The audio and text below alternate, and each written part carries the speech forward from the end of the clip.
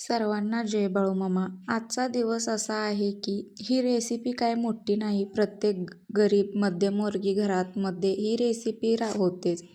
ही आहे शिळ्या भाकरीच्या तुकड्याची रेसिपी. आपल्या घरी सर्रास शिळं अन्न राहतं म्हणून टाकून त्याचा अपमान करण्यापेक्षा त्याला काहीतरी नवीन चव देऊन छान बनवता येते. कांदा, टोमॅटो, कढीपत्ता, कोथिंबीर यांच्या साथीने स्वादिष्ट शिळ्या भाकरीचे तुकडे तयार होतात. आपल्या घरातील कष्टाने घाम गाळून कमवलेले अन्न असे वाया जाऊ नये म्हणून प्रत्येक स्त्री असा एक उपाय करते.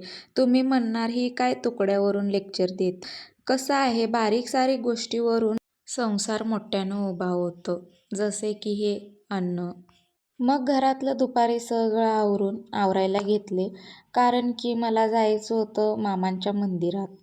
काय लय मोठं नाही, छोटंसं आहे. मग घरातलं आवरून मग मी आणि शोना पण निघालो. मग आमची शोना आज नवीनच शिकली की कॅमेरा पुढं दिसलं की हाय करायचं. मग बाळूमामांच्या मंदिरात गेले. मग तिथं तयारी सुरू होती. मग नंतरनं ते काळमा देवीचं मंदिर आहे ना, तिथंच पारायणाला सुरुवात होती. पण मला जायचं जमलं नव्हतं काही कारणामुळं. पण मी आज गेले. मग तिथं आरती वगैरे झाली. आज मामांचा पारायणाचा दिवस होता 4था. मग गेल्यावरती आरती वगैरे झाली. मग सगळ्यांनी आपापल्या जागेवरती बसले. मग नंतरनं मामांचं जीवनचरित्र वाचन सुरू झालं.